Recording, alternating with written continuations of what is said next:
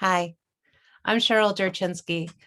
I'm the Executive Director of Americans United with Israel and the founder of Atlanta Israel Coalition. Today, we are so fortunate to be here with David Sussman going through the artist colony of Safat. We want to thank all of our sponsors, the Jewish Federation of Greater Atlanta, the Consulate General of Israel to Southeast, Helit, North America, and World Helit, and the Evans Family Foundation.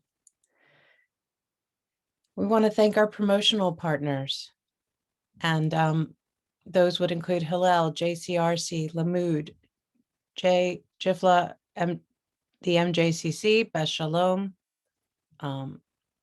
Congregation or Hadash, B'nai B'rith, Hadassah, Haya Evolve, Simon Wiesenthal Center, IPSI, of course, Americans United with Israel, St. Louis Friends of Israel, JFCA, the Augusta Jewish Museum, Hebrew Order of David International Kosher Barbecue Festival, Weber Rands of Israel, and Congregation B'nai Torah. And our media partners. We really couldn't share the word with all of you if it wasn't for them. And please, speaking of which, please share the word that today we will be doing a solidarity rally at 4:00, a rally with Israel. Join us at this address and bring your flags, bring your spirit, and bring your love. Many of you commented that David wasn't speaking. It's because he was on mute and the tour didn't start yet. If you have any questions, there's a Q&A button. Please press it and type in any questions you have for David. And we will definitely be happy to try to get as many in as possible. David, hi, welcome. Hey, Cheryl. Taking us around. Of course. Should I get started? Please do. We're all very excited to see. The first question, though, was already asked. How are you doing? Are you safe? Okay, I'm going to answer that. I'm just going to flip the camera around and give the camera to my cameraman. Thank you, Eliyahu. So thank you, first of all. Before we would jump into how I'm doing, let me just give a big thank you to the AIC, to the Atlanta Israel Coalition, to Lee, to Cheryl, to everybody in the office who's been working tirelessly to bring positive, informational content about Israel, what's happening here on the ground, and of course, delivering it to you wherever you are in the world. It's the Atlanta Israel Coalition, but it should be called the World Israel Coalition because we have viewers and we have partners really around the globe, not just in Atlanta, not just in America, not North America, but really everywhere. So thank you to everybody in the offices of the Atlanta Israel Coalition, for all of you for tuning in and for caring how we are doing. You asked me specifically how I'm doing, but I know your hearts are really asking, how are you all doing? And Israel, unfortunately, has faced these types of situations. We've had conflicts throughout the decades. And one thing that I could say about the people of Israel, which I'm proud to be a person of Israel living here on the ground for 20 years now. August 20th, I'll be celebrating my 20-year anniversary. Almost half my life has been spent here in Israel. So I'm proud to say that I'm a person of Israel, and I've had to deal with conflict. I fought in the Second Lebanon War in 2006. I obviously served in the Army and the IDF. And we've had this type of confrontation with Gaza in 2008 and 2014, and as recently as 2019, and of course now this year as well. And the one thing that we do, as all I think people should, but definitely Jews around the world, we dust off our knees, we get back up, and we rebuild, and we move forward. And that's what Israel's doing today. There are organizations and nonprofits that are on the ground helping these communities to rebuild and hopefully, we believe, for a brighter, bigger, better tomorrow.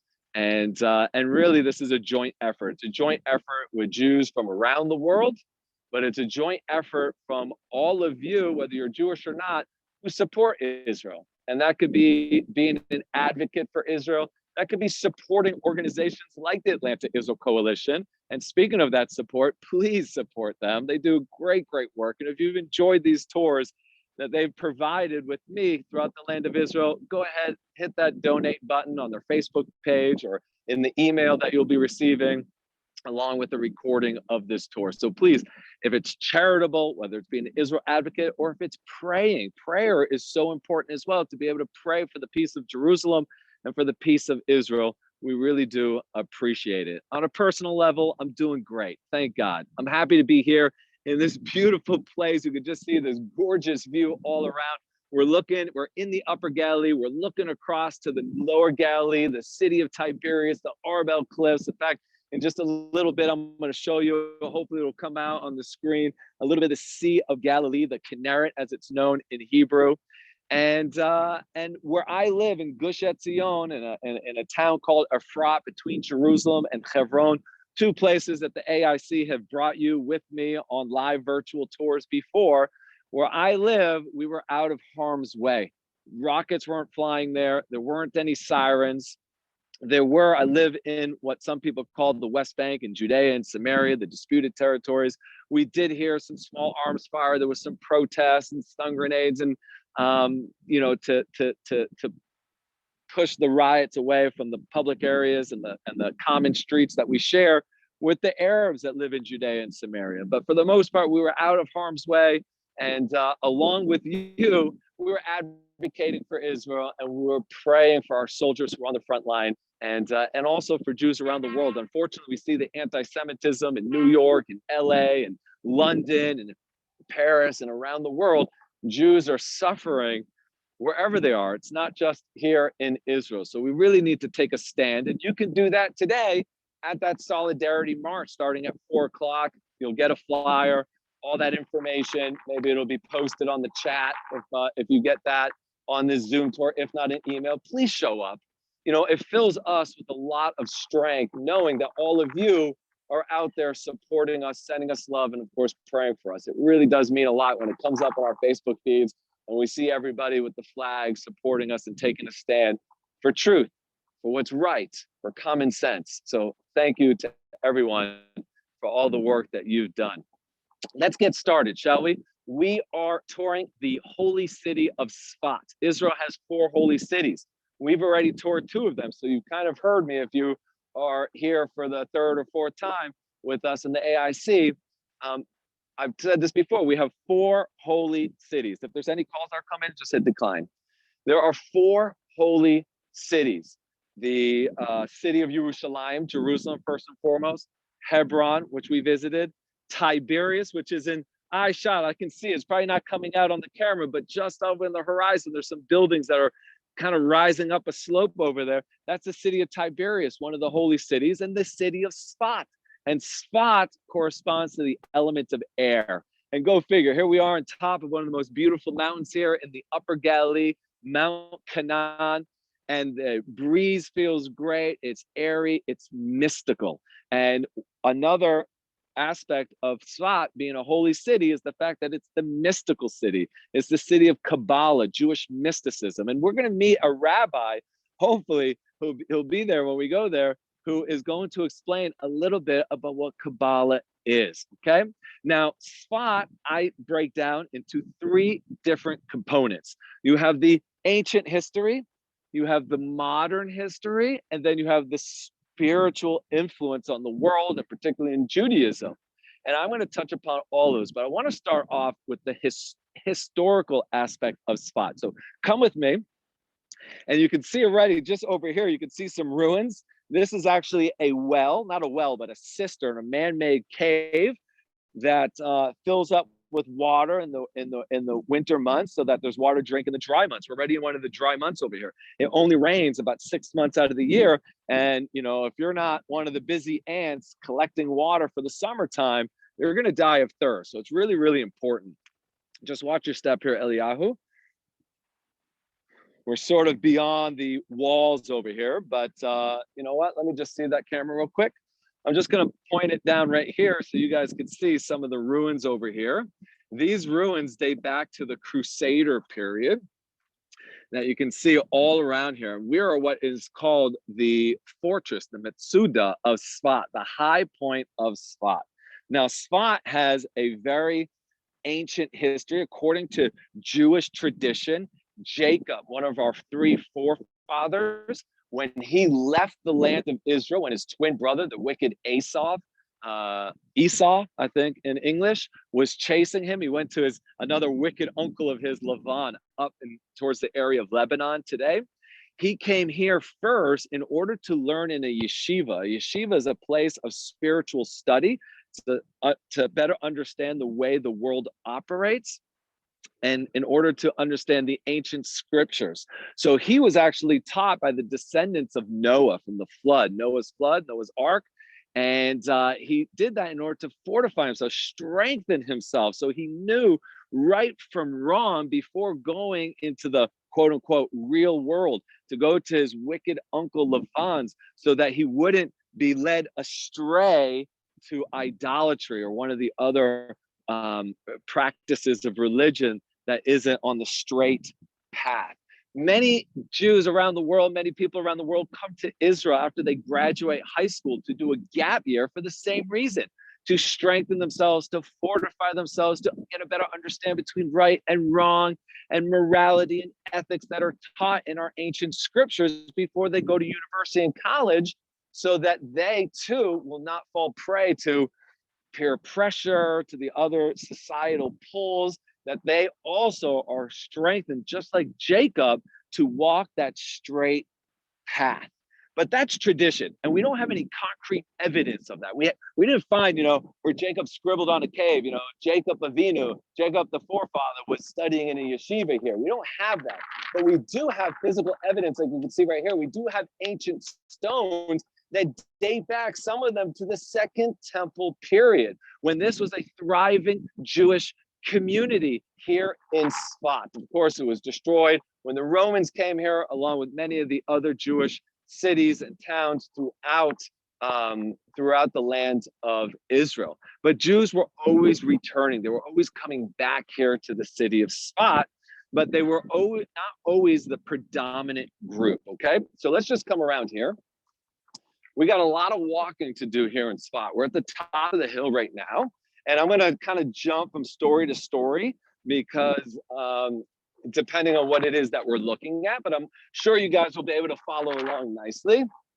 You good? Okay, my cameraman's much more athletic than I am. So Jews weren't always the predominant group. The Romans were here, the Crusaders were here, the Byzantine Empire was here, the Arabs in the different time periods were here as well. And in 1948, the War of Independence, Safat had a population of roughly about 12,000. Only 1,200 of them were actually Jewish. The other 90% were Muslims and Christian Arabs, right? Mostly Muslim that were living here. So we were only about 10% of the population. It's a miracle that we were victorious here in Safat. I'm going to talk a little bit about the battles, but I just wanted to show you the monument that you can see at the top over here, this obelisk, I guess, this tower with the symbol of the IDF, but also the symbol of the Palmach, because prior to our independence on May 15th, 1948, there was no IDF, Israel Defense Forces. It was known as the Haganah, and one of the special units within the Haganah was the Palmach. And the Palmach fought bravely here, as well as some of the other paramilitary organizations like the Irgun. And this monument commemorates the 42 lives that were lost here in the battle for Sfat's independence. So come with me as we head down the mountain, and I'll tell you a little bit about the history and the different time periods, okay? So again, Jacob, we're talking roughly 3,500 years ago, 3,600 years ago. He's here in the city of Safat, but we have historical evidence from the Second Temple period. And during the Second Temple period, this was one of the locations where Jews would light a fire on what's known as Rosh Chodesh, okay? The beginning of the new month, right? In Judaism, we have 12 months, just like in the Gregorian calendar, but we celebrate the beginning of each month which begins when there's a new moon. Oftentimes, we call ourselves people of the moon, okay? We have a calendar that combines both the lunar calendar and the solar calendar, right? In Islam, you only have the lunar calendar. So their year is 354 days. So their high holidays like Ramadan, which they celebrate, which lasts for a month, it falls out roughly 10 or 11 days earlier each year than the previous year. In Judaism, we have not a leap day, but we have a leap month, okay? We have a leap month, which keeps the holidays roughly in the same season, okay? Because our holidays are also agricultural holidays. So you can't have it, a fall harvest holiday in spring, and you can't have the spring holiday in the middle of winter. So every 3 years, we add a month to our calendar, which keeps it aligned with the solar calendar. But really, we're people of the moon, and we celebrate the moon. We bless the moon every Rosh Chodesh, or you have 2 weeks after Rosh Chodesh, to bless the moon, because the moon is a reflection of the sun. And we believe we are a reflection of Hashem, of God. So we're like people of the moon. And on Rosh Chodesh, it's important that everybody celebrates the beginning of the month at the same time, no matter where they are in the diaspora, wherever Jews ended up after we were exiled from our land during the Roman period, nearly 2,000 years ago. And that is so that we celebrate our holidays at the same time. Can you imagine if one group of people is celebrating Yom Kippur on one day and another group somewhere else is celebrating it on another day? As Jews, we want to focus our energy. We want to be spreading that same energy. There's a spiritual energy at that time. So it's important that we're all celebrating at the same time. And that's why these fires were so important, because we didn't have telephones, right? We didn't have SMS. Hey, it's a new month. You better go bless the moon. We didn't have that capability 2,000 years ago. So in Jerusalem, when somebody would go to the Beit HaMikdash, to the temple, and tell the Kohen, the priest in the temple, that he saw the moon and that it's a new month, and they would quiz him and ask him questions, when they verified that what he's saying is true, that he did see the moon and that it is a new month, they would light a big fire on what's called the Mount of Olives, okay? The Mount of Olives, very high mountain in Jerusalem. And people in the desert would see that light in the sky. Remember, there's no light pollution, right? There was no street lights at the time. So they would see that big ball of light, and they would light another fire on a mountain called Sartaba. And from Sartaba, they could see here in Har Canaan that fire, and they would light the fire on the top of the mountain that we were just at over there. And then it would spread far out towards the east, and they would spread the fires throughout the Golan Heights and onwards towards Iraq and to the rest of the diaspora, so everybody would know that it's a new month. And so we have the historical evidence of this taking place at that time. I'll see if you can just walk a little bit quicker. And so we have that history from 2,000 years ago. And then the Byzantine Empire came here. And the Byzantine Empire, believe it or not, was just as bad to the Jews as the idolatrous Roman Empire, right? The Byzantine Empire was a Christian empire here. And we were subjugated and treated as second-class citizens at best during that time. And the Byzantine Empire had established fortresses here on Mount Canaan, because as you saw at the top of the mountain, you had these beautiful vistas, and you can see in all different directions. And so this was an important place to hold strategically, military speaking. And then you had the early Arab period here. Come follow me, actually. Okay. You had the early Arab period, right? We called the early Arab period rather than giving each different dynasty its own name, because the Arabs were always fighting for control. So one decade it might be controlled by this clan, another decade by that clan, or this clan ruled for 100 years, 200 years, but it was always switching hands, and the list would be too long to name them all. So we just call it the early Arab period, which begins in 638, and it'll go to the Crusader period, which begins in 1099. And the Crusaders, as I mentioned at the top, they built a big fortress over here, And this is where they controlled the entire Galilee. And they had that fortress, and all of the taxes and all of the wealth that they collected here in the lands, they stored in the fortress at the top of this mountain. It was really impenetrable. It appeared as though there was no way to defeat it. Well, there was a very, very, I don't know if I would call him such a great tactician. He was a really good liar, but I guess all's fair in love and war. And his name was Baibars. And Baibars came to the Crusaders and said, I will guarantee you safe access to Akko, which was a stronghold for the Crusaders, if you leave this heavily fortified fortress and get out of here. And so the Crusaders said, hey, there's no way they're going to be able to break in, but there's no way we can leave either, because as soon as we leave our fortress, they're going to slaughter us. So better take this deal, go to Akko, where we have a stronghold. And if that stronghold falls, Akko's right on the sea. We get onto a ship and we sail to Rome. Well, as soon as they left the fortress, Baibars and the Mamluks, who were controlling this area at the time, slaughtered all the Crusaders. And that marks one of the biggest defeats for the Crusaders. And it'll only take a couple more decades before all of the Crusaders were chased out of the land of Israel, which will begin the Mamluk rule of the land of Israel, which is going to last for roughly about 300 years.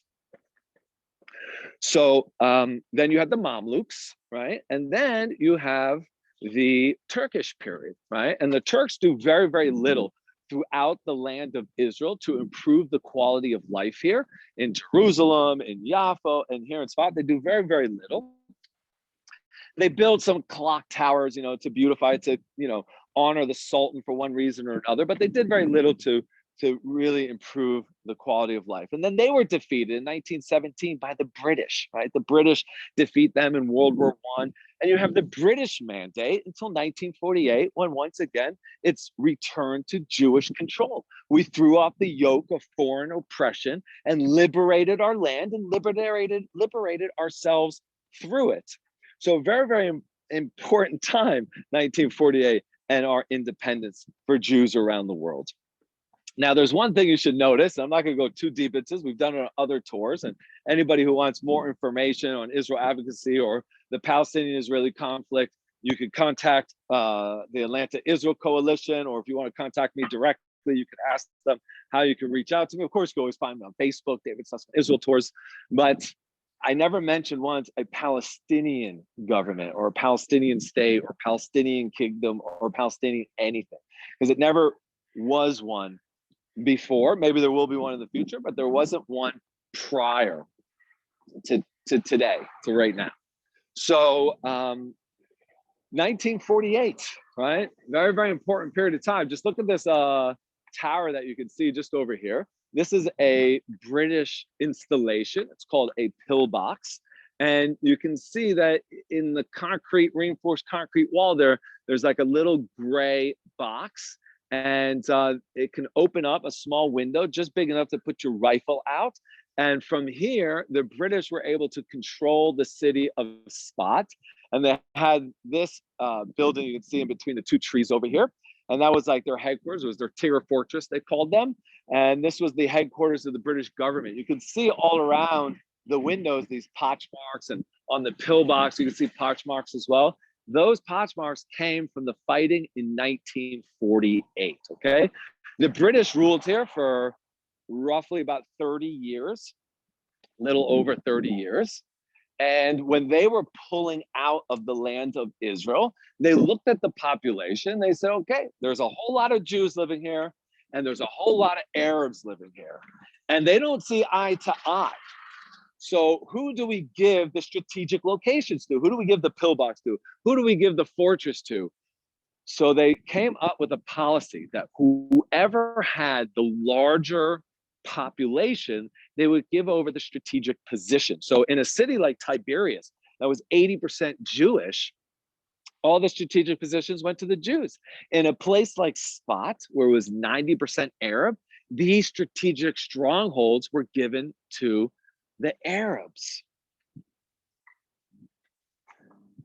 This made it literally an uphill battle. You've seen how we've been walking downhill. We're going to continue walking downhill for a little while. This made it an uphill battle for the Jews to liberate Tzfat. It was really nearly impossible. 1948, when the British were pulling out of the city of Safat, they went to the Jewish population, they went to the head of the community, to the rabbis, and they said, look, when we pull out, everybody knows that the Arabs are going to attack your population.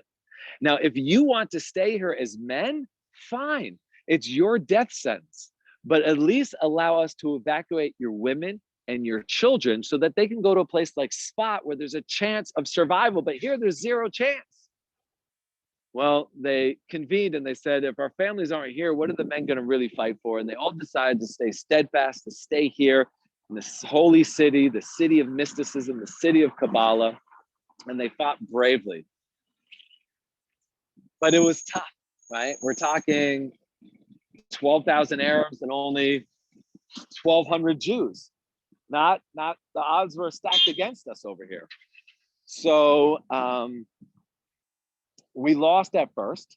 And then, as I mentioned up at the top of the hill, the Haganah sent in some enforcements. You guys can see some soldiers over here picking up a falafel, getting some lunch, early dinner. They're from the Nachal Brigade. You can tell they have a green beret on their shoulder. All these things are symbols of what unit they belong to. They have red boots rather than black boots. It shows that they're in an elite unit. Just like, you know, I have a baseball cap on, right? Most people see me and they're like, hey, he's American. He's wearing a hat. Israelis don't generally wear hats like this. This is an American style hat. So they'll assume I'm American, right? Now, if you're from America and you know logos, you'll see there's a B on there. So you know that I'm into baseball. And I might be from Boston. And you'd be correct, I am from Boston. In the same way, when the Hasidim, you can see over here in the black and the hats, they can tell which Hasidic group they belong to by the style of their hat. Is it a tall hat? Is it pointed in the brim?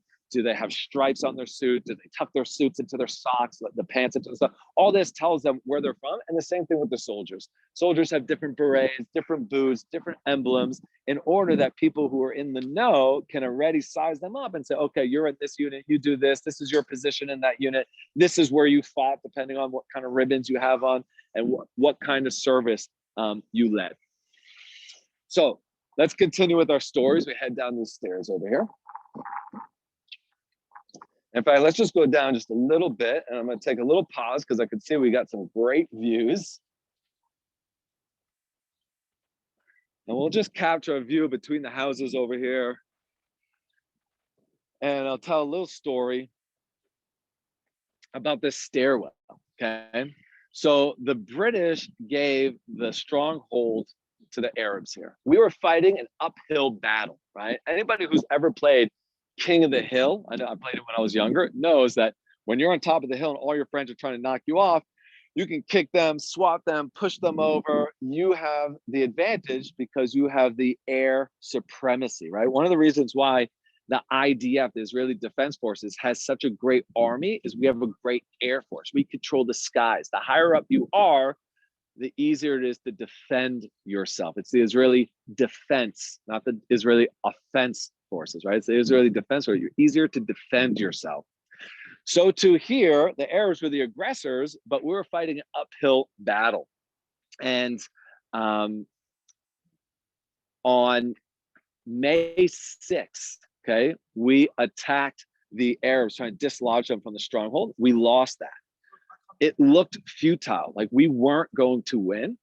And on May 9th, the Palmach, as well as some of the local residents here in Safat, it was a Friday night, which means it was Shabbat. The rabbi told the community, this is between life and death.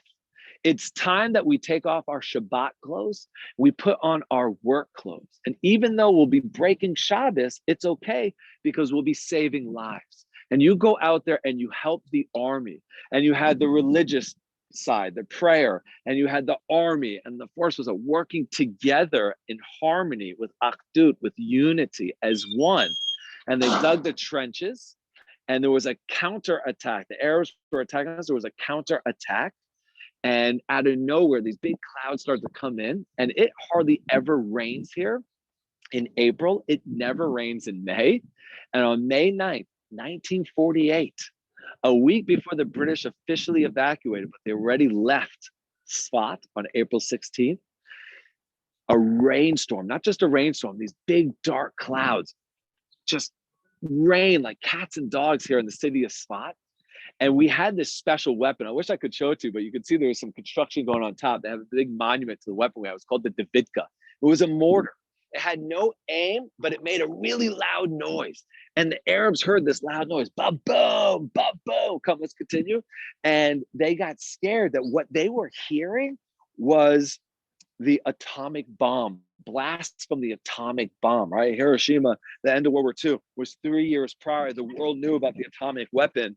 Everybody assumed, and they were correct, that there was Jewish minds that were involved in the development, the mathematics of figuring out how to make this type of weaponry. And the Arabs believed that we had acquired it. Of course, this was totally false, but they believed that what they were experiencing was some type of atomic fallout. And they fled. 12,000 Arabs here in Safat and another 40,000 from the surrounding villages ran down to the valley and then out towards the Sea of Galilee. And there's a big valley called the Hula Valley north of the Sea of Galilee, the Kinneret, and they fled towards Lebanon. And a lot of the Lebanese Palestinian refugees, if you want to call them, we're talking fifth generation later, but technically they're still refugees. A lot of these Palestinian refugees in Lebanon originated from Safat and the surrounding areas when they fled in 1948. One of the most famous of these refugees was a man by the name of Mahmoud Abbas. And Mahmoud Abbas is the president of the Palestinian Authority. He was actually born here in Safat in 1942 and fled along with the rest of his family in 1948 when he was 6 years old. But rather than making a left towards Lebanon, he made a right and went into the Shomron, into Samaria and Ramallah and the Palestinian cities. And he would eventually become the right-hand man of the arch terrorist Yasser Arafat and would eventually succeed him as being the president of the Palestinian Authority. Now, I stopped here for a minute so you can see the stairwell behind me. And maybe you can make it out at the very, very top. There's another concrete building with those small little windows that a soldier could stick a rifle out. There's also at the top of the building a circular structure. That's a huge spotlight. This stairwell that I'm in right now divided Safat. The British built this to protect the Jewish community. Everything to my left, your right, was Arab. And everything to my right, your left, was Jewish. And this stairwell was lit up at night from that spotlight. And anybody seen in it would be shot at first and had questions asked later.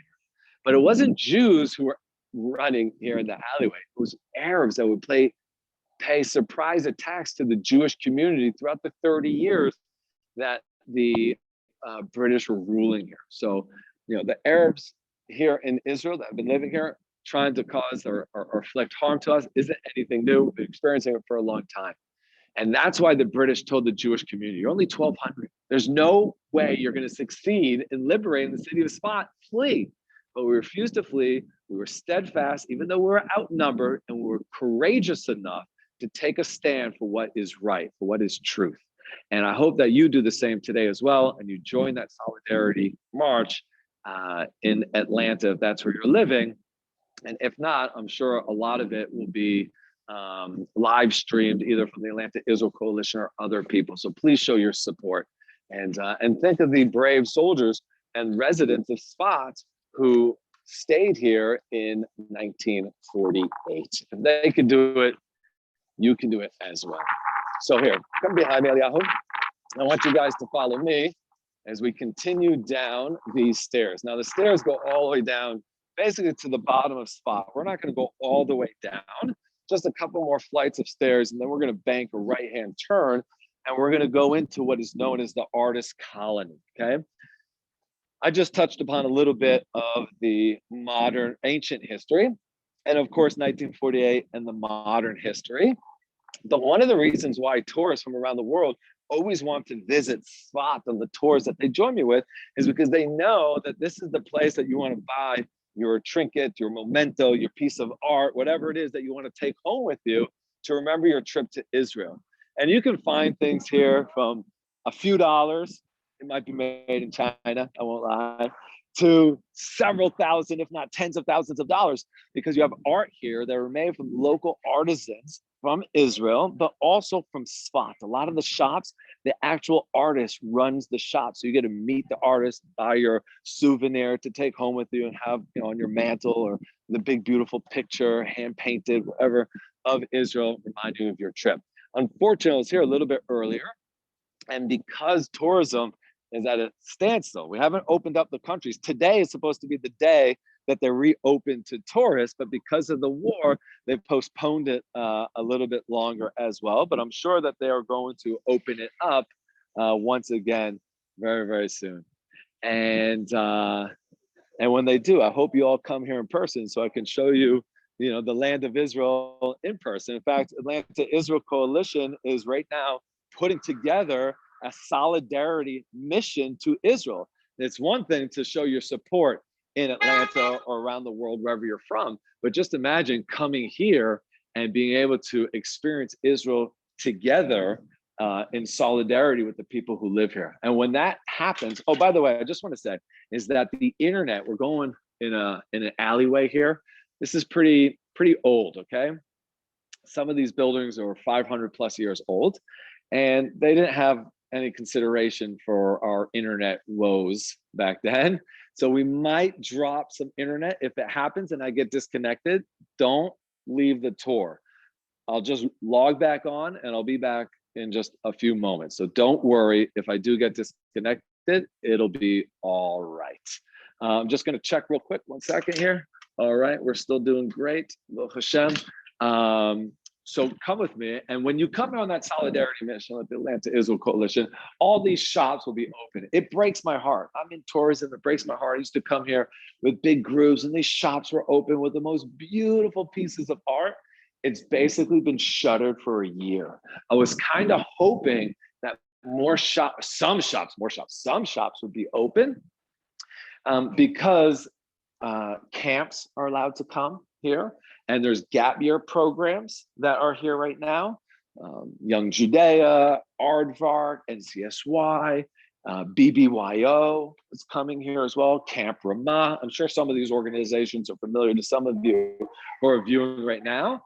And because they've basically been quarantined all year, it's the end of the year and Israel's opening up. You can see nobody's wearing masks anymore. And that's because of the vaccination drive that we've conducted here. 5.5 million Israelis are fully vaccinated.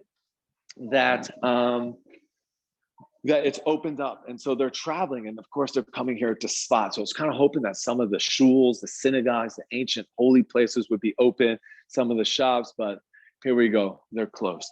I'm going to stop right here, Eliyahu. Why don't you get on those stairs next to the blue door, because I kind of want to show a little bit of this building behind me now.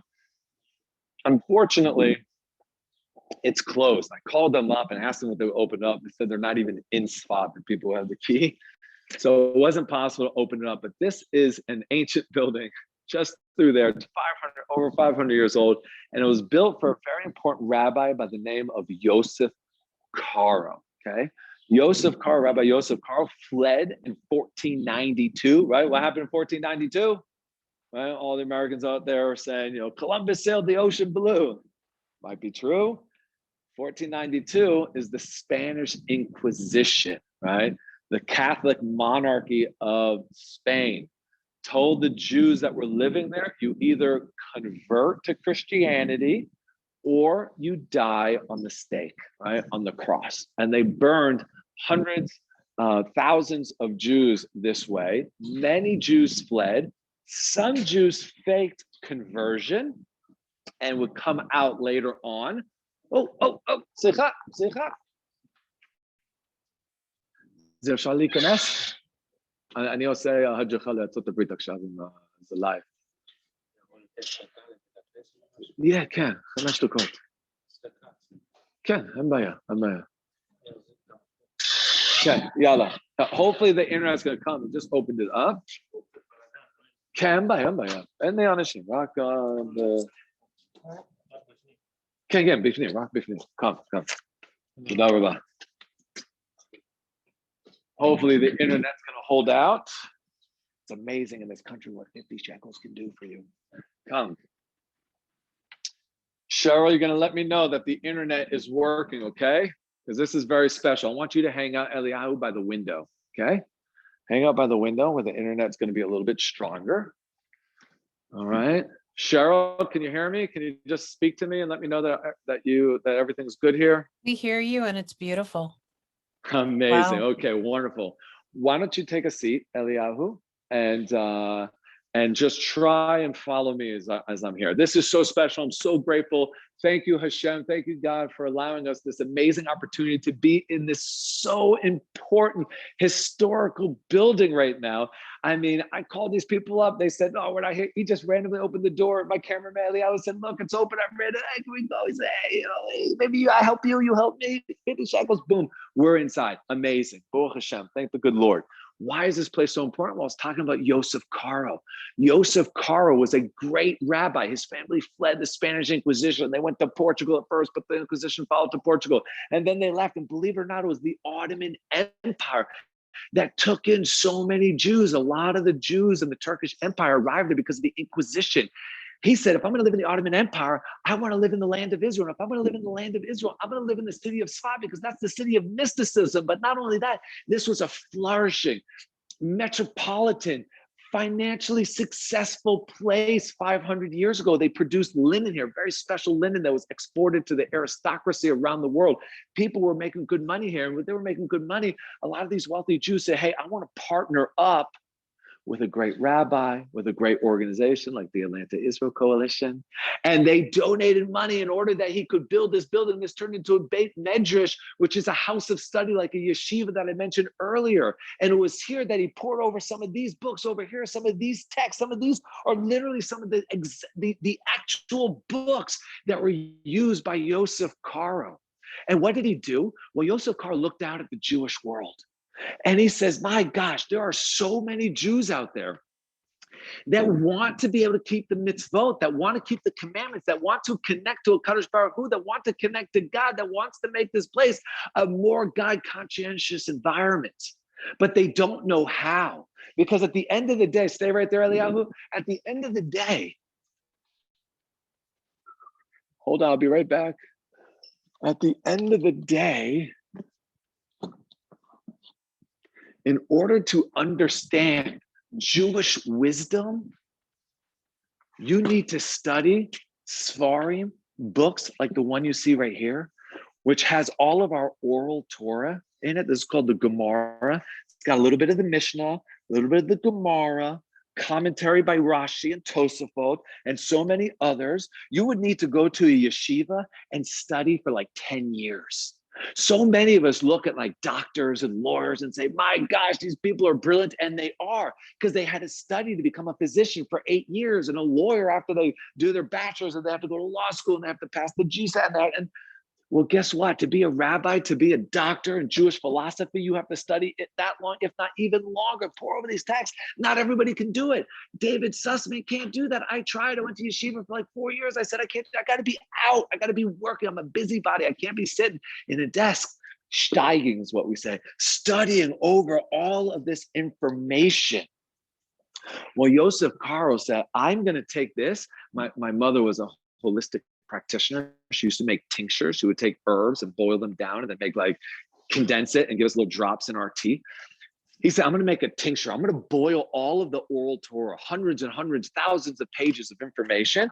And I'm going to make a tincture so that anybody can open up this little book over here and know exactly the do's and don'ts of Judaism. This is called the Shulchan Aroha. Every religious Jewish household has a copy of this, because if you can't call up a rabbi or somebody and say, hey, what's the halacha? What's the Jewish law? You can open up this and find out exactly what you're supposed to do and not do in any given circumstance. The Shulchan Aroha was written literally over 500 years ago. It's still being used to this day. It is so detailed, my friends, that the very first page tells you which shoe to put on first in the morning. Now, usually when I tell people this, they say, oh my gosh, no wonder Jews are so neurotic. They're always so worried about everything. They have a book that tells them which shoe to put on the first thing in the morning. Do you think God really cares what shoe you put on first in the morning? Come on. It's archaic. It's old. Well, you know what? If you look at it just at the surface, it is archaic. It is old, and it doesn't make sense.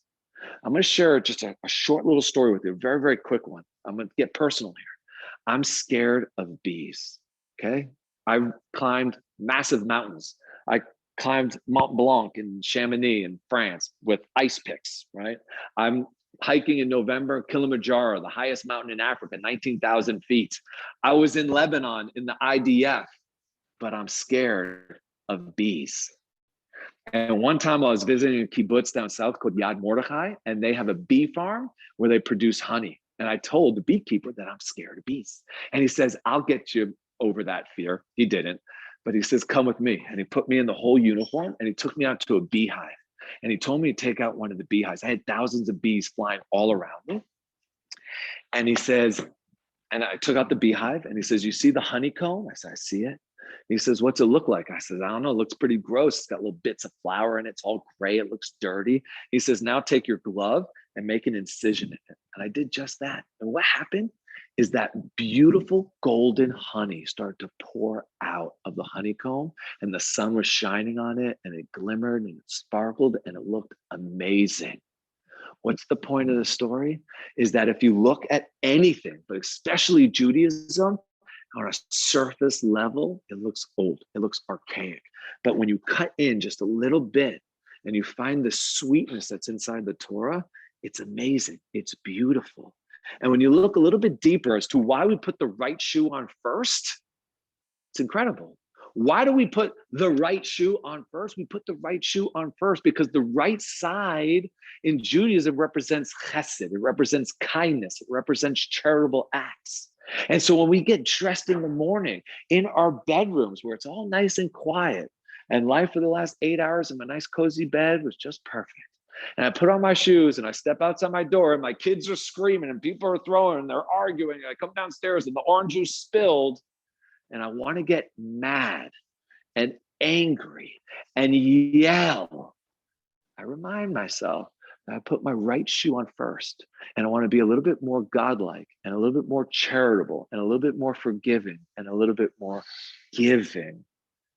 So we put the right shoe on first to remind ourselves the way we're supposed to behave. Now, where do we learn all that? We learn that in the Kabbalah. That's the Pimis. That's the inside of the Torah. That's what Judaism comes to life, at least for me. And this is like the law, right? Which is called halacha in Judaism, but it really comes from the word holech, which means to go. So it's not law, but rather the way of the Jew. And that book, the Shulchan Aroha, was written right here in what is now a synagogue. Back then, it was a house of study. Now it's a synagogue. And the reason why this building survived an earthquake, there was a massive earthquake. We're in the largest fault line in the world. Put San Andreas Fault in California to shame. It's the Syrian-African Rift. It's 3,600 miles long. We have earthquakes in Israel all the time. They're just small ones, but every now and then we get a big one. And the last big one we got was in 1837. It almost destroyed the entire city of Safat. But this building survived because look at the window. Look how thick the walls are. It's covered in plaster today, right? It's painted, you don't see it, but there's huge stones behind all this blue plaster. And they have an arch here, and they have an arch here, and they have an arch there, and another arch over there, which makes this building so solid, okay? And so it survived, and today it's a shul that's still used today. You have bar and bat mitzvahs here. Jews come here on Shabbat, and they pray 3 times a day, right here in this shul. And when you come to Israel on your tour, we can come here and you can sit right here and you can see the books that were, the holy books that were used by this holy man, Rabbi Yosef Karo. Now, I want to show you 2 things, and I want to take the camera because I'm getting the sign that we got to get out of here. One is right there, okay? Hopefully it's coming out pretty good. On the bottom, you have 3 ancient Roman cannonballs that were used by the Romans to defeat the city of Safat 2,000 years ago. And hanging like a chandelier in the window is a little piece of a Katyusha rocket that landed here in Safat. Dozens of rockets landed here in Safat during the Second Lebanon War, which I served. And they hung it up right there. One is because in Judaism, we like to take anything and everything and make something beautiful out of it, even the darkest things. But also to remind ourselves that they came, they tried to destroy us, we survived. And as many Jews like to do, let's eat. That's one thing. And if the internet holds on to us, I just want to show you this right here. We're going in the room a little bit. So Cheryl, if I start to cut out, let me know and I'll just run out of this building. But what we have over here is called a geniza. A geniza is a place that we put ancient holy scriptures. This is a Sefer Torah that you can see through the window, okay? Anything that's used for a mitzvah, right, to fulfill God's word, we don't throw away. Here, take this back here, go near the window. I want to make sure I don't lose it because this is such an important point. It's just coming to me. So I'm so happy to be here in Tzfat and guiding. I can't even tell you. Thank you so much for tuning in today. Thank you for this opportunity. Cheryl Lee, the Untitled Israel Coalition, all these ideas that come back to me that I think are so important. I like to share with everybody who comes to Israel.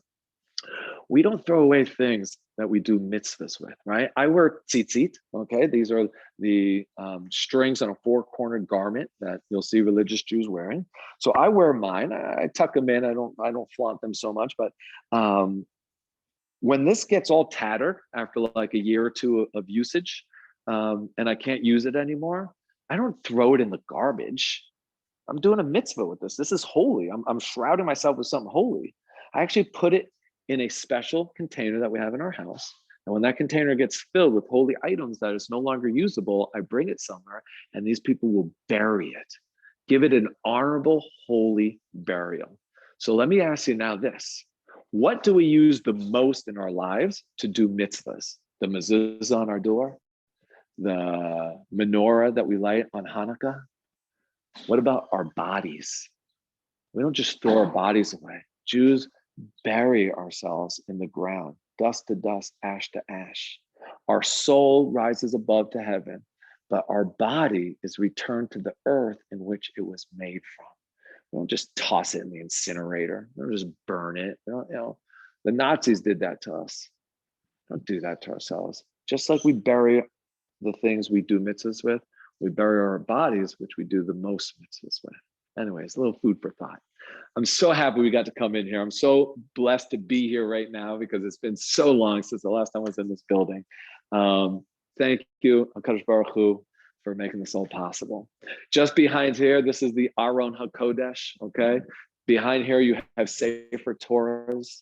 The Sefer Torah, it has to be handwritten. It has to have the right intention as the person's writing. It's a very special job. It takes about a year to make a Sefer Torah. It's not just printed in the printing press. It's handwritten with special ink. It's got to be made in a certain way with a special type of pen made in a certain way. Oftentimes rabbis who do this are called scribes, right? They will go to the mikvah to spiritually purify themselves when they write God's name, right? The yud and then the hey and the vav and the hey. This is the name of God that we don't even mention, right? It's so holy we don't even mention it. In fact, when there was a temple, only the high priest would say its name, and only once a year on Yom Kippur when we went into the Holy of Holies. It takes about a year. A Sefer Torah could cost about $100,000 for the material. And for this man, he's got to put a roof over his head, raise his children, send them to Camp Ramah, wherever he's sending them to camp, right? These things cost money. He needs to make a good living. And the material costs no money. It costs $100,000 for a good, proper Sefer Torah. Come, we're going to head out of here. And we're going to say thank you to our friends for letting us in. Toda Rabba Mamash. He's building himself a little go-kart. You go get him, Tiger. Achi, toda rabba mamash, toda. All right, Bezrat Hashem, B'korov, Anakno Chozrim, Tayrim. Wow. I believe that this had to have been from the zchut, from the merit of Cheryl and Lee and everybody in the offices, the Atlanta Israel Coalition, who again are working tirelessly to make this all possible. So come, we're gonna go to my friend's art gallery. And he's waiting for me. He's waiting for me for those Sfarim, those books, the Gemara and the Shulchan Aroha that I just showed you by Yosef Karo, because I thought it was going to be closed, but it's not closed. So Baruch Hashem, here we are. Shalom, shalom, shalom. Hey, how you doing, brother? It's been a long time. Hey guys. Where's Emmanuel? He's not gonna be able to come. Okay, fine. Amazing. So Emmanuel, who's the shopkeeper over here, obviously had something to do. How many children does he have? 9 children? Up to 12. Oh my gosh, where have I been? I've only been gone for a year. He's got 12 kids. The gentleman who runs the shop. So he's got his hands full. But this is just a really great art gallery, and one of the many art galleries that you have here in Safat. So hopefully the internet, again, is going to be kind to us in here, and we can just see some of the work that he does. Do you want to explain? Maybe you're better explain. Welcome. My name is Eliyahu. I work with Emmanuel, right hand, and we manage another distillery together as well. And just wanted to give you a little quick background. I don't know, did you speak about art yet, David? So basically, Tzfat has been a center for mystical creation in Israel for many years. 500 years ago, some of the holiest books that most Jews, religious Jews, live by, all came out of this city, were written in this city. And in the past 200 years or so, there's been a real art hub, especially in the beginning of the state. And now there's a real revival in Safat of artists coming back here and really making this center, this place in Safat, like a place where you can come, create art, and sell it, and be recognized also for it. So here, it's kind of like a co-op here. We have collaborations that we do with different artists that are known throughout Israel and in Safat, where the minds of Emmanuel, who David was speaking about, and the artists together, they come up with amazing creations. For example, we have the burning bush here. This was inspired by Emmanuel and a few different artists, where this is what Moshe saw, obviously in the artist's eyes, but it's the Jewish people always, we're going up, we're going down, we're rooted though in eternal, rooted in an eternal being, and nothing can really affect us. We bend, we're on fire, and we spin as well. We spin. So we have from pop art to different statues and more Judaica style things. This is another creation that we have here. It came from Tzfat. This is a Chanukiah, and it's in the shape of a heart. This was actually taken to the White House. We didn't know at the time, but someone that bought it took it for to be lit in the White House.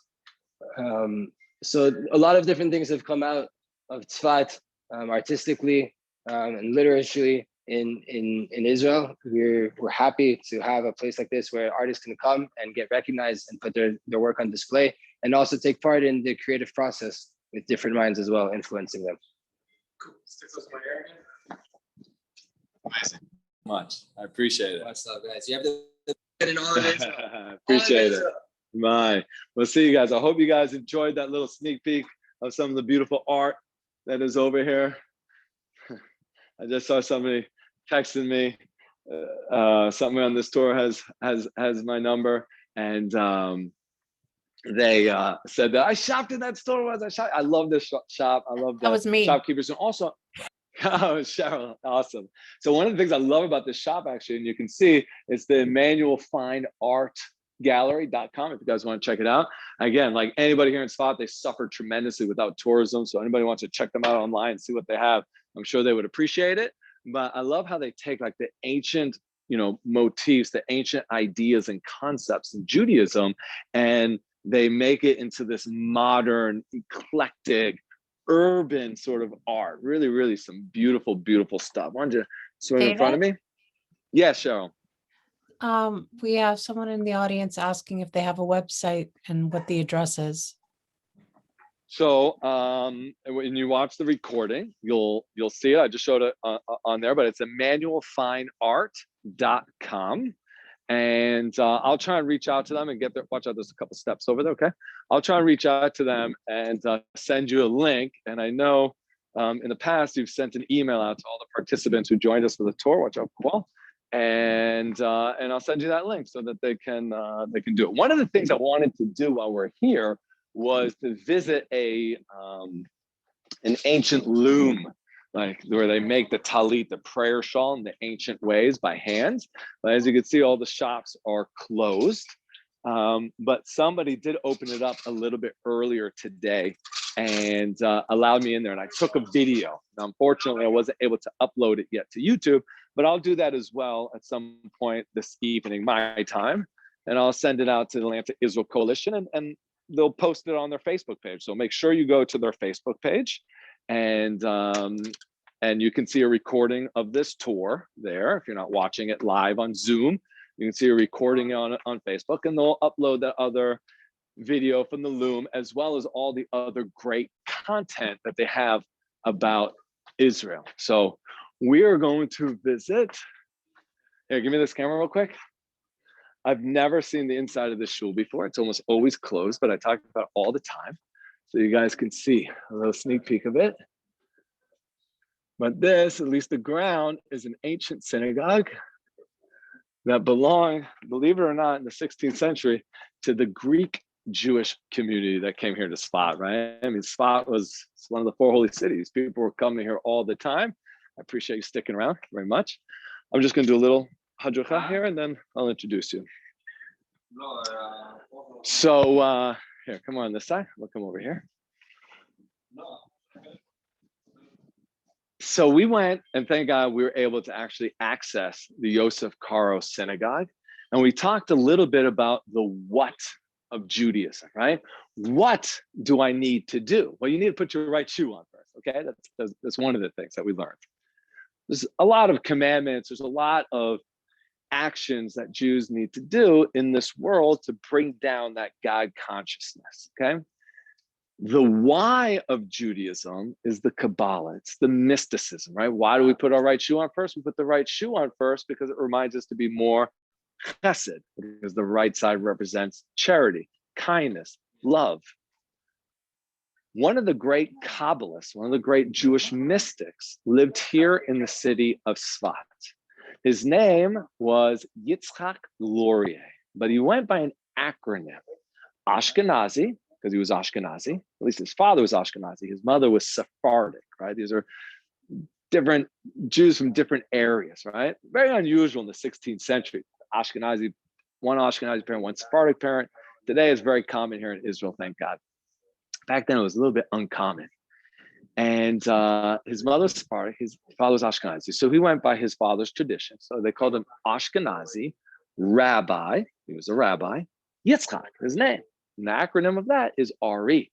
So he's known as Ari HaKadosh. Now, he's a very unique man. And I wish we had the time to go into the depths of his life. But in short, he was born in Yerushalayim. And his father, unfortunately, died when he was a young child, only 2 years old. And his mother sent him to live with the wealthy uncle in Cairo. If you have good money, you can send your kids to the best schools, right? He went to the best private schools. And not only did he succeed there, by the time he's like 18, he's teaching classes already. I mean, he was a prodigy, brilliant, brilliant man. We have this concept in learning in Judaism that you learn with somebody else called a charuta, and you battle out and you try and search for the truth in everything. It was so brilliant that he started to forego the charuta and he started to meditate, a very Jewish thing as well. And he started to meditate on the banks of the Nile River. And there on the Nile River in Egypt, he's meditating. A lot of wisdom came down to him.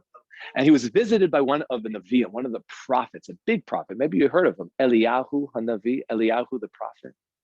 And in this vision, in this transcendental meditation, if you will, Eliyahu says, stop sitting on the banks of the Nile River. A Jew is supposed to be an or lagoyim, a light upon the nations. You are not lighting up anything by being the Buddha on top of the mountain. We are supposed to interact with the physical world. Get up from here, travel to the city of Safat where your light will spread throughout the world. Eliyahu Navi comes and visits you in a vision, you listen. And he packed up his bags and he came here to the city of Safat. And he started to preach. And one of the big things he used to preach was the basic principle of Judaism, which comes from the battle cry of the Jew. What's the last thing a Jew is supposed to say before he dies? We say it 3 times a day. We say it in the morning. We say it in the evening prayers. We say it right before we go to sleep. And that is Shema Yisrael, Adonai Eloheinu, Adonai Echad. Baruch Shem Kavod Malchuto Leolam Va'ed. I know a lot of you just whispered it because a lot of you know that prayer. What is that prayer in English? Hear, O Israel, the Lord is our God. The Lord is one. It's a reminder that everything is one.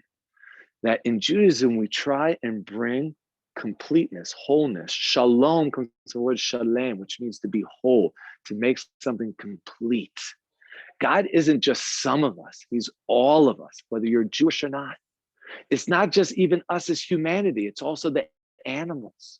It's not just the animals, it's also the vegetation and the trees. And it's not just the vegetation and the trees, it's also the inanimate objects. It's all one, it's all God. E equals MC squared. Science has finally proved the thing that the Jews have been screaming for the last 4,000 years, that it's an illusion that you and I are separate, because you're energy, I'm energy, the space between us is energy. So if I hurt you, I'm only hurting myself. And as soon as we preach that and we can love ourselves and our neighbors, then maybe then we'll actually have that world peace that we're looking for desperately. And that's what the Aria Kadosh and the mysticism in Judaism, when we put the right shoe on first, and when you scratch the surface and you allow that sweetness and the honey to pour out from the Torah, that's also what you can gain from it. And we can be a light. We can be a light upon our spouses, a light upon our children. The family unit becomes a light upon your community. Your community becomes a light upon your city, and your city becomes a light upon your state. Your state becomes a light upon your nation. Your nation becomes a light upon the world. And that's how this global movement will take hold. And that's when we'll have true peace. So I just gave you a little glimpse into the inner teachings of the Torah. But like I said, when we're in Yosef Karo Shul, I'm no rabbi. You got to go, in the same way that we go to the mechanic when our car's not working so good, and the mechanic says, pop the hood, rev the gas. You're like, rawr, rawr. And he's like, oh, I need a gasket here and a new thing over here and something over here. And you're like, that sounds the same as it sounded the day I bought it. What are you talking about? That's because you and I haven't been educated in mechanics, right? They can hear the subtleties. You go to the doctor and he says, cough. And he says, oh yeah, you need to take that. You're like, but you heard that in my cough? Yes, because they studied and they know the distinctions. When things aren't working well for you spiritually, where do you go? You go to your spiritual leader, right? Maybe you go to a Reformed synagogue, conservative, Orthodox, whatever it is, you look for your spiritual leaders who've been trained, who studied for years, decades, to have those subtleties to understand the mysticism behind everything. So I want to introduce us to a friend of mine, Rabbi Yehuda. Come over here. Rabbi Yehuda Sugar, sweet as sugar. We were just talking about how the Torah can be sweet like sugar. And Rabbi Sugar over here, Yehuda, belongs to a Hasidic movement within the Orthodoxy stream of Judaism, known as Chabad. He lives here in the city of Safat, and oftentimes tourists who visit here say, wow, what is all this? What are all these blue windows and these blue doors? And why is everybody walking around? As I showed you my tzitzit earlier with tzitzit, and what's the big beard mean? And what's that? Well, Rabbi Yehuda over here takes people around Tzfat and explains a little bit about Jewish mysticism and Kabbalah. So I'm going to give the mic over to Rabbi Yehuda, who's going to give us a short little introduction and a little understanding of Kabbalah. And if you're okay.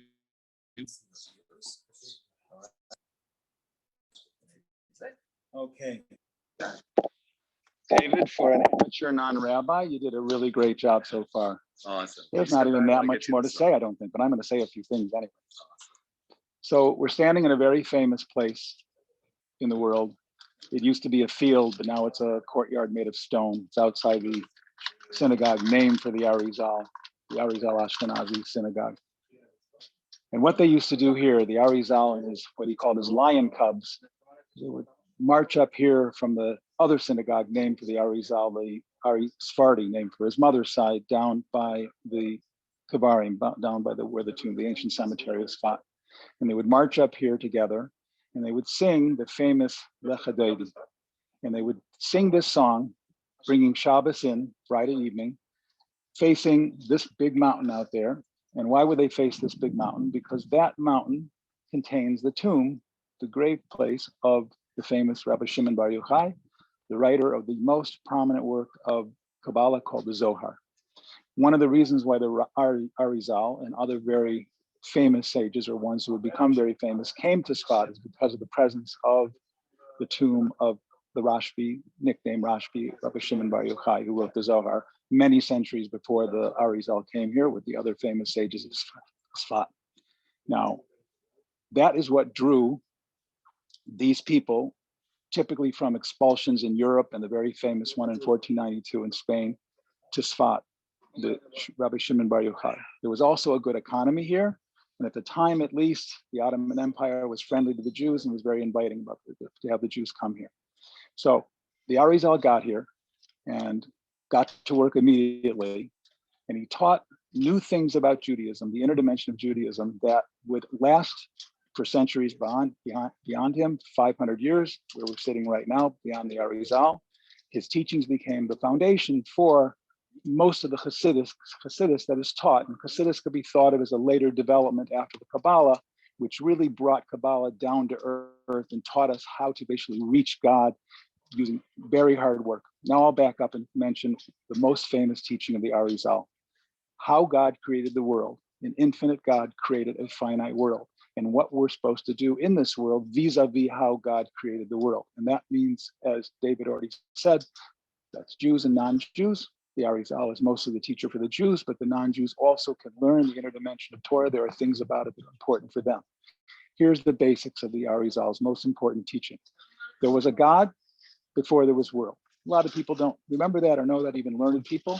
God was here. There was really no here. It was just God, no world.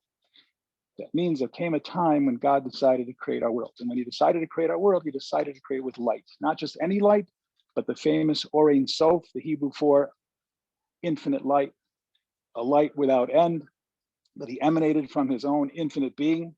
He wasn't a creative being before that at all. There was no light. It was simply God as he was in an infinite essence. He emanated this very famous light called the Or Ein Sof, and that was the beginning process for the creation of the world. Now, because the Or Ein Sof filled the space where God ultimately wanted there to be a material world to be, God had to do something else to this Or Ein Sof that he emanated from himself, another step. And that step broadly is called Tzimtzum, the Hebrew word for concealment or contraction.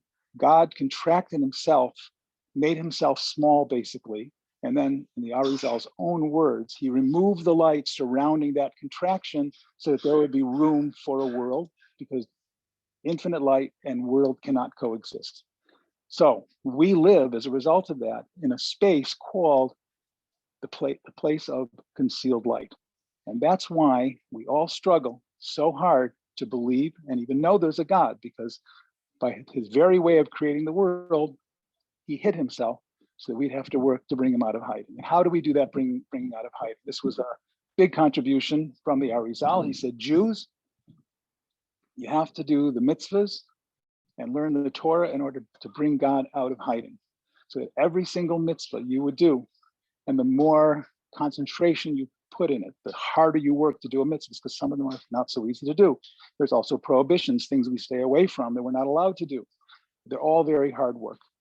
When we work very hard at doing the positive mitzvahs, the ones we're supposed to run to do, putting on tzitzit, putting on tefillin as a man, lighting Shabbos candles as a woman, we little by little bring more and more light back through the veil of the tzimtzum, the concealment. And in the end, the Arizal taught us, and this is why the Hasidic world, maybe especially Chabad, is so into the idea of Mashiach. It's from the Arizal. Eventually what happens after all this very hard work, praying with all our hearts and all our soul and all our might, like the Shema Yisrael prayer says to do, we eventually bring the light back into the space of concealed light, and Mashiach comes. And that's really the end of the story. That is what the Arizal taught us. It was taught to some degree before him, and certainly much after him, but he's really credited with this teaching. And so we are gung-ho to reveal the light through our behavior. And that includes moral behavior also. And that includes the non-Jewish set of mitzvahs, the 7 mitzvahs of the children of Noah, that they are also responsible for helping to bring the light back. And that's the whole story. That's the Jewish assignment, I'd like to say. Let me get the earbuds. Okay, well, I did my best. Hey, amazing. No. I saw a lot of thumbs up that were coming, so we appreciate your time and your information, and we appreciate that perspective. I think it's a perspective that probably many of you and even myself didn't necessarily know so well. So we really appreciate you sharing a little bit of your knowledge with us. That's what the Arizal taught him. He's a main Kabbalist. And it's all about the Achdut, the unity, right? Yeah, That we talked definitely. about before. Shema Yisrael, Hashem Elokeinu, Hashem Echad. We're all one. Thank you so much, and God bless. Come, I want to show you guys that mountain a little bit clearer that that the rabbi just told us about. But I also just want to say something very, very, very cool. My wife and I are, we do a lot of interfaith discussions, and I guess you'd call it diplomacy, conversations, to bring, especially for people who have a faith and have a belief, to discuss a little bit about our shared commonalities. Everybody always focuses on the differences, right? But I think it's more important to focus on what unites us, not what divides us, right? A lot of our shared morals and beliefs. So as a result, the quintessential aspect of Judaism and Jewish life is the Sabbath, right? We call it Shabbat, it's the Sabbath. And so my wife and I have an open door policy. Now, tourism hasn't been so high the last year, so we haven't had too many people. But in the days when tour groups used to come here, anybody who wanted to come and experience a Jewish Sabbath, we invited, which means that we got sometimes religious people, Jews, sometimes not, but we oftentimes got religious Christians, people of faith who would want to experience the Sabbath, right? For them, they wanted to connect to Jesus, right? They wanted to connect to Jesus to some degree.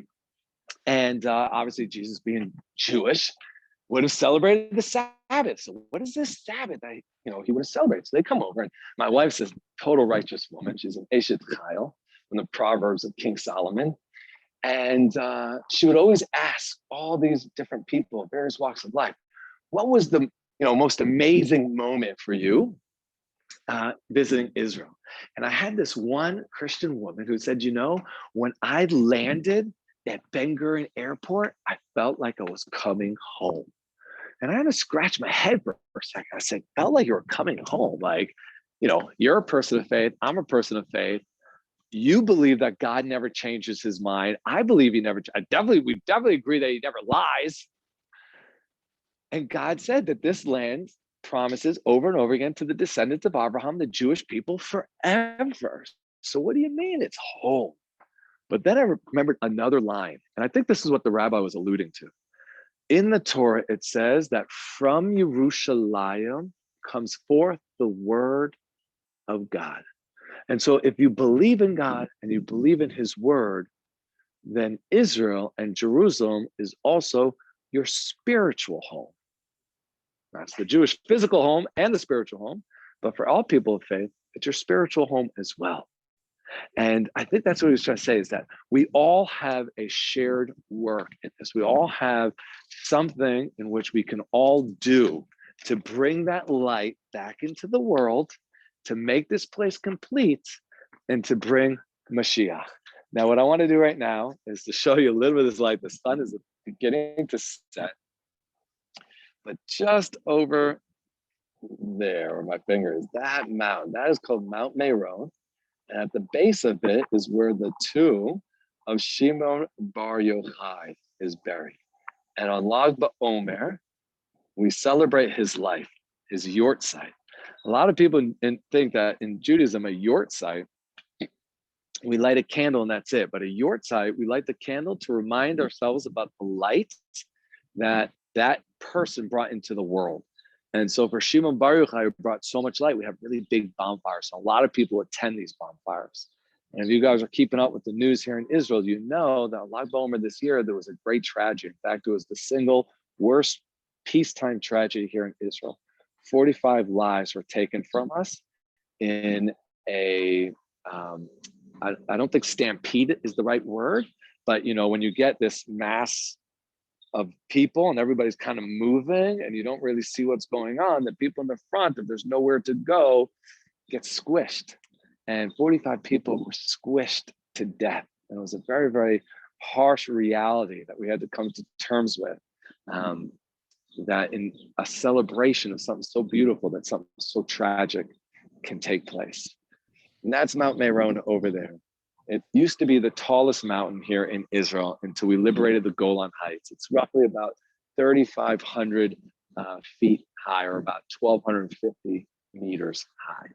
So that really concludes our tour. I'm just going to spin around here so that we get a little bit better David? no shadows and the sun. So I just want to open it up a little bit to some questions. If anybody has questions, or Cheryl, if there's something that you Beautiful. think I We should. do have questions.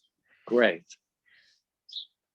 First, I want to thank you. Everybody's expressing how much this tour means to them.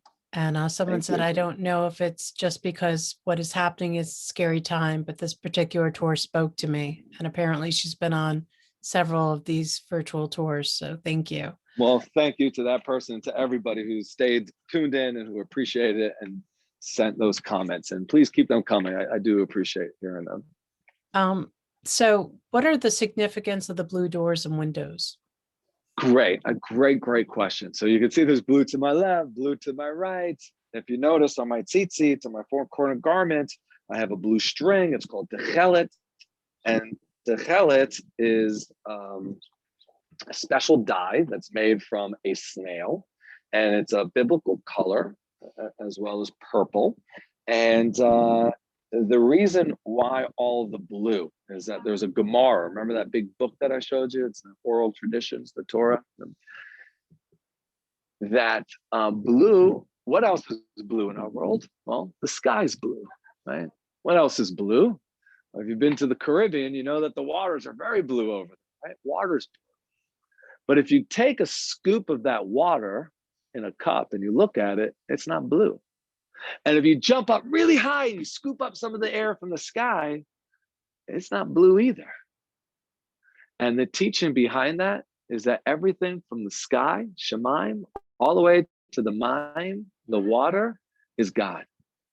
But it's up to you to choose whether or not you see him. So the blue is a reminder to always walk with God consciousness and to understand that there was a creator. And with a creation, there's a purpose, and that this isn't all by chance, and that we all have a purpose and a mission in this life. We are all counted, right? We just read the Torah portion where there's a census. We are all counted because we count. We celebrate our birthdays because at that moment, God said, I need you in this world to make it complete. Which means that we need to be true to ourselves. We need to be fully expressive human beings. And the blue is to remind us that don't be afraid to be who you are, because you're counted because you count. Thank you. That was beautiful. Someone wanted to know why the city is called Safat and Safad. That's a good question. Sophim means to see, to like a lookout. So Tzfat is up high, and from the very top, you saw in the intro, you could see all around. Like there wasn't the trees that were planted later on. From the very peak, 360 degrees, you could see all the way as far north into Lebanon. You can see all the way south into the Jordan Valley and into the Golan Heights. So this was a lookout point, especially a military strategic location to see if enemies were coming, because we didn't have F-16s back in the day. You could see the armies and your enemy coming days in advance. What is the spelling of the city? Tzaddik, Pei, Taf. Okay, I think that's the rest of our questions. Everybody else is commenting on how beautiful the tour has been. And well, I appreciate that. Appreciate Thank you so much. Well, again, I'm just going to say, please show up for the Solidarity March if you are in Atlanta. If you're not, I'm sure there's other events that you can participate in order to support Israel. Please tune in to the Atlanta Israel Coalition Facebook page. Ask any questions. You can message them to learn more about Israel, how to become an advocate for Israel. Of course, you can reach out to me personally as well on Facebook. And also, we need to provide this content to as much people as possible. Please leave a donation. Whatever you can will be appreciated. Every amount helps. The more, the better. Every amount helps to bring this type of content and to continue this amazing work that the Atlanta Israel Coalition does. Thank you again from Israel, and shalom.